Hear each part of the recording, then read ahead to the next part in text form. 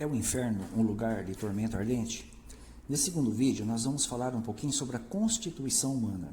Será que ela é realmente aquilo que as religiões tentam ensinar para seus adeptos? Como, por exemplo, nós temos aqui nesse manual de doutrinas. Deixa eu tentar abrir aqui para vocês. Estou usando um exemplar aqui, que é muito comum essas palavras serem encontradas aí no meio evangélico, né? Ou no meio católico mesmo.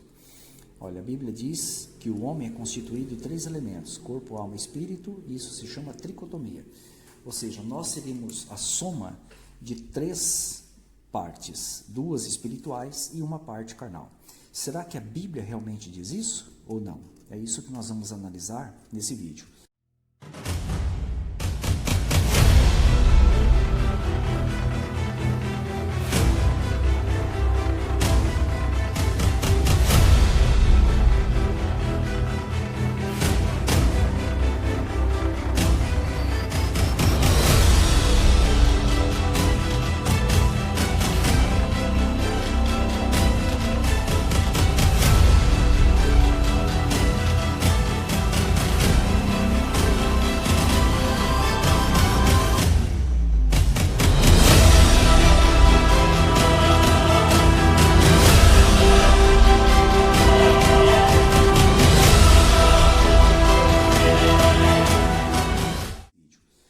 Neste especificamente, inclusive, nós vamos falar sobre a alma. No próximo, vamos falar um pouquinho sobre o espírito. O que é o espírito, tá bom? Então, veja a definição que as religiões dão para a alma.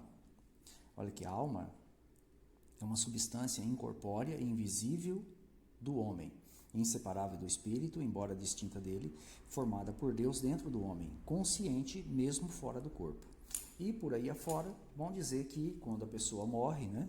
A alma sobrevive, ela vai para um galardão ter gozo, ou ela vai para um lugar sofrer, que são coisas que a gente vai continuar explicando nos próximos vídeos. Será que realmente a Bíblia ensina isso? Que a alma é isso aqui? E que o homem é uma tal de tricotomia? É isso que nós vamos analisar a partir de agora, ok? Vamos falar primeiramente sobre alma e vamos usar a João Ferreira de Almeida, revista atualizada do ano de 1995, para as nossas explicações aqui. Então vamos lá. Vamos ver se o homem ele tem alma ou ele é uma alma. E as aplicações corretas para o termo segundo as escrituras. Aqui em Gênesis capítulo 2, versículo 7, fala da formação do primeiro homem Adão, e o relato nos diz assim: Então formou o Senhor Deus o homem do pó da terra, e lhe soprou nas narinas o fôlego de vida, e o homem passou a ser alma vivente. Perceba, a Bíblia não diz que Deus colocou uma alma no homem, mas que o homem passou a ser uma alma vivente em dado momento que Deus soprou fôlego de vida ou força de vida naquele corpo que ele havia formado do pó da terra, que ainda estava aguardando, né, tal vida. Então o texto não diz que o homem recebeu a alma, mas ele se tornou alma. A palavra que nós temos ali hebraica naquele lugar, não dá tempo de mostrar aqui, mas é a palavra nefesh. É a mesma que ocorre aqui em Gênesis, capítulo 1, versículo 21, que foi traduzida por seres viventes se referindo aos animais. Olha aqui, ó, seres viventes, nesses 2 lugares. Então fica muito claro que a palavra alma, ela tem o primeiro sentido de criatura ou de indivíduo completo, tanto no caso dos animais, como também aqui no caso do homem. E não de uma entidade espiritual, né, que incorpora no corpo carnal, conforme afirmam as religiões. Este é o primeiro sentido que nós temos aqui da palavra alma, muito contrário àquilo que as religiões geralmente pregam. Isso acontece também no Novo Testamento, nas escrituras gregas cristãs. Para a palavra grega, alma, nós temos a palavra psiche, e ela ocorre, por exemplo, aqui em 1 Pedro, capítulo 3, versículo 20. E ela foi traduzida aqui, ó, você pode ver, foi traduzida por pessoas. Se você pegar uma Bíblia grega, você vai ver que aqui tem a palavra psiche, que é a palavra equivalente a nefesh em hebraico. Algumas vezes traduzido por indivíduo e algumas vezes traduzido, né, por vida também, que a gente vai mostrar no decorrer desse vídeo aqui, ok? Então fica muito claro que alma não tem o sentido de uma entidade incorpórea, né, invisível, né, que adentra o corpo humano e que por ocasião da morte ela se separa. Não tem esse sentido que as religiões tentam ensinar. A Bíblia ensina diferente, conforme você está vendo aí, tá? O outro sentido que nós temos para a palavra alma na Bíblia é da vida do indivíduo, que não pode ser confundida com uma entidade espiritual no corpo, evidentemente. Então está aqui, ó, Gênesis capítulo 19, versículo 17. Um dos anjos disse para Jó, né? Olha lá, ó, livra-te, salva a tua nefesh, ou salva a tua vida, salva a tua vida. Isso ocorre também aqui em Juízes, capítulo 9, versículo 17. É a mesma palavra hebraica, nefesh, que está lá em Gênesis.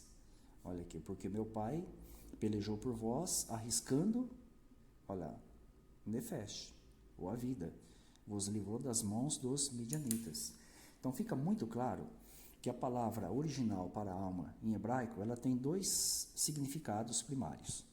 O indivíduo como um todo, seja humano ou animal, ou a vida de tal indivíduo, seja dos humanos ou seja dos animais. É que não é possível apresentar todos os versículos aqui porque o tempo, né, o limite do vídeo não é capaz de suportar, ok? Isso acontece também, o sentido de alma em grego, traduzido por vida também. Vamos analisar aqui, por exemplo, o texto de Lucas, capítulo 9, versículo 24. Lucas 9, 24. Aqui nós temos a mesma palavra lá de 1 Pedro, capítulo 3, versículo 20, que foi traduzida por pessoas. Lucas, capítulo 9, versículo 24. Veja como que foi traduzida a palavra psiche aqui no versículo 24. Olha aqui, ó. Quem quiser salvar a sua vida, perder-la. Quem perder a sua vida. Nesses dois lugares nós temos a palavra psiche. Então, tanto no grego como no hebraico, as duas palavras para alma têm o sentido de indivíduo ou de vida do indivíduo, conforme vocês estão notando aí claramente. O mesmo acontece aqui também em Mateus capítulo 16, versículo 26. Mas é interessante que nessa tradução eles preservaram o termo alma. Está aqui, ó. Eles mantiveram o termo alma no lugar. Está aqui, ó. Termo alma.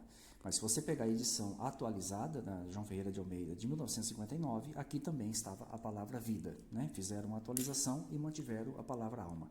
Então fica muito claro aí que a palavra alma ela é intercambiável com o sentido de vida ou com o sentido de indivíduo, conforme vocês puderam notar aí, ok? Isso nos ajuda a entender aquela passagem que é usada pelos defensores da imortalidade da alma, que está em 1 Reis, capítulo 17, versículo 21 e 22, quando Elias orou para que um menino que havia recém-falecido voltasse a viver. Ele orou a Jeová, evidentemente, né? O texto nos diz assim, ó, estendeu-se 3 vezes sobre o menino, clamou o Senhor, né? Olha aqui.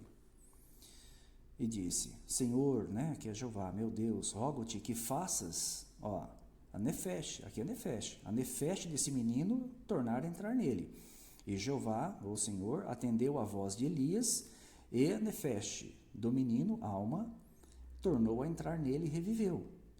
Então fica muito claro, e agora fica fácil de entender, que isso aqui não tem nenhuma relação com uma entidade incorpórea, né, invisível, conforme afirmam as religiões, de que é algo que entra e sai do corpo, mas está se referindo à vida. Então Elias orou para que o menino revivesse, apenas isso, e o menino reviveu, porque Jeová, que é a fonte da vida, evidentemente fez com que o menino voltasse a viver através da oração de Elias, conforme vocês puderam notar, ok? E o que dizer da imortalidade da alma? Será que a alma realmente é imortal? Bom, existem inúmeras passagens na Bíblia que mostram que a alma pode morrer e ser destruída. Eu vou ler apenas uma delas aqui, porque o tempo já está, inclusive, esgotando do vídeo.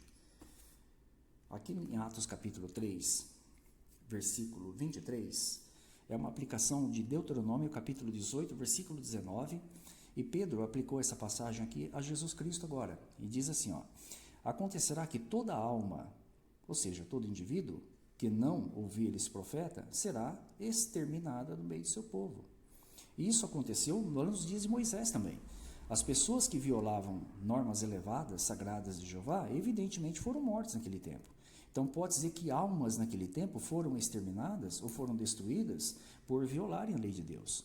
E o mesmo se dará com aqueles que também violam as ordens e orientações de nosso Senhor Jesus Cristo. Então fica muito claro que alma não é um ser incorpóreo inteligente que está no corpo carnal, mas representa o indivíduo ou a vida do indivíduo, e que pode realmente ser morta ou destruída, conforme nós estamos mostrando nesse texto aqui. Evidentemente que há muitos outros textos para serem esclarecidos com relação à alma, mas, infelizmente, o nosso tempo é limitado, né, para apresentar tudo isso. Eu espero que esse vídeo sirva de ajuda para você, e assistam o terceiro, que nós vamos falar também sobre o Espírito.